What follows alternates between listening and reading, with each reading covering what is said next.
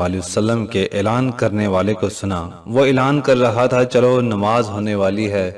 میں نماز کے لیے نکلی اور رسول اللہ صلی اللہ علیہ وآلہ وسلم کے ساتھ نماز ادا کی۔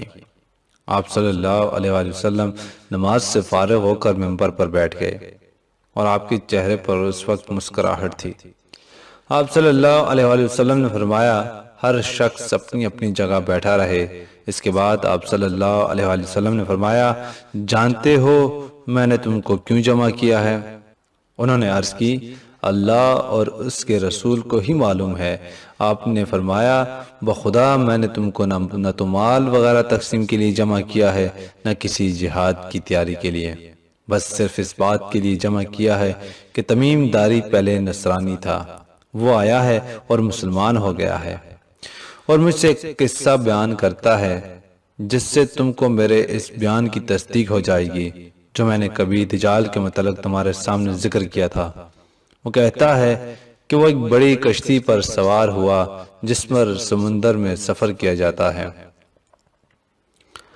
اور ان کے ساتھ قبیلہ لخم اور جزام کی 30 آدمی اور تھے۔ سمندر کا طوفان ایک ماہ تک ان کا تماشا بناتا رہا۔ آخر مغربی جانب ان کو ایک جزیرہ نظر پڑا جس کو دیکھ کر وہ بہت مسرور ہوئے اور چھوٹی کشتیوں میں بیٹھ کر اس جزیرے پر اتر گئے۔ سامنے سے ان کو جانور کی شکل کی ایک چیز نظر پڑی جس کے سارے جسم پر بال ہی بال تھے کہ اس میں اس کے اعضائے مستورہ تک کچھ نظر نہ آتے تھے۔ لوگوں نے اس سے کہا، کم بخت کیا بلا ہے؟ وہ بولی، میں دجال کی جاسوس ہوں۔ چلو اس گرجے چلو، وہاں ایک شخص ہے جس کو تمہارا بڑا انتظار لگ رہا ہے۔ یہ کہتے ہیں کہ جب اس نے ایک آدمی کا ذکر کیا تو اب ہم کو ڈر لگا کہ کہیں وہ جن نہ ہو۔ ہم لپک کر اسے گرجے میں پہنچے تو ہم نے ایک بڑا قوی ہیکل شخص دیکھا کہ اس سے قبل ہم نے ویسا کوئی شخص نہیں دیکھا تھا۔ اس کے ہاتھ گردن سے ملا کر اور اس کے پیر گھٹنوں سے لے کر ٹخنوں تک لوہے کی زنجیروں سے نہایت مضبوطی سے جکڑے ہوئے تھے۔ ہم نے اس سے کہا، تیرا ناس ہو تو کون ہے؟ وہ بولا، تم کو تو میرا پتہ کچھ نہ کچھ لگ ہی گیا، اب تم بتاؤ کون لوگ ہو؟ انہوں نے کہا کہ ہم عرب کے باشندے ہیں، ہم ایک بڑی کشتی میں سفر کر رہے تھے، سمندر میں طوفان آیا اور ایک ماہ تک رہا۔ اس کے بعد ہم اس جزیرے میں آئے تو یہاں ہمیں ایک جانور نظر پڑا جس کے تمام جسم پر بال ہی بال تھے۔ اس نے کہا، میں جساسہ جاسوس یعنی خبر رساں ہوں، چلو اس شخص کی طرف چلو جو اس گرجے میں ہے، اس لیے ہم جلدی جلدی تیرے پاس آ گئے۔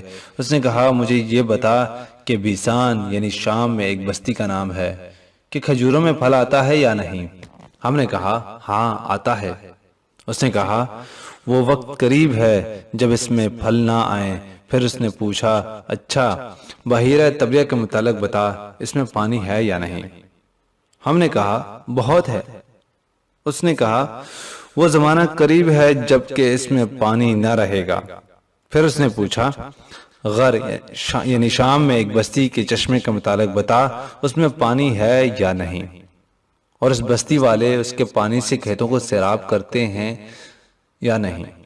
ہم نے کہا، اس میں بھی بہت پانی ہے اور لوگ اسی کے پانی کو پیتے ہیں اور لوگ اسی کے پانی سے کھیتوں کو سیراب کرتے ہیں۔ پھر اس نے کہا، اچھا نبی الامین کا کچھ حال سنا۔ ہم نے کہا، وہ مکہ سے ہجرت کر کے مدینہ تشریف لے آئے ہیں۔ اس نے پوچھا، عرب کے لوگوں نے اس کے ساتھ جنگ کی ہے؟ ہم نے کہا، ہاں۔ اس نے پوچھا، اچھا پھر کیا نتیجہ رہا؟ ہم نے بتایا کہ وہ اپنے گرد نواح پر تو غالب آ چکے ہیں اور لوگ ان کی اطاعت قبول کر چکے ہیں۔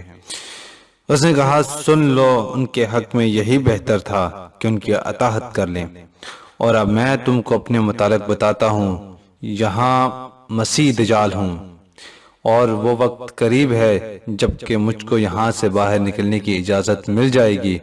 میں باہر نکل کر تمام زمین گھوم جاؤں گا اور 40 دن کے اندر اندر کوئی بستی ایسی نہ رہ جائے گی جس میں میں داخل نہ ہوں۔ مکہ اور طیبہ کے ان دونوں مقامات میں میرا داخلہ ممنوع ہے۔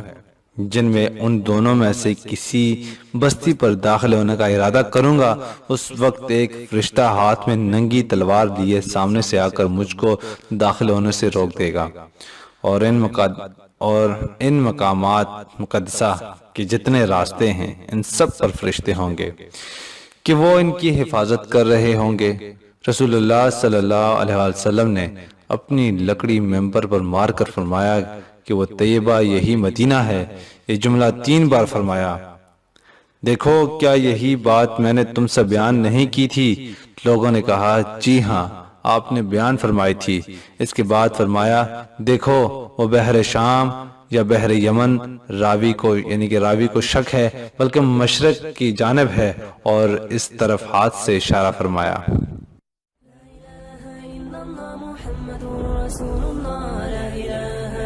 محمد رسول اللہ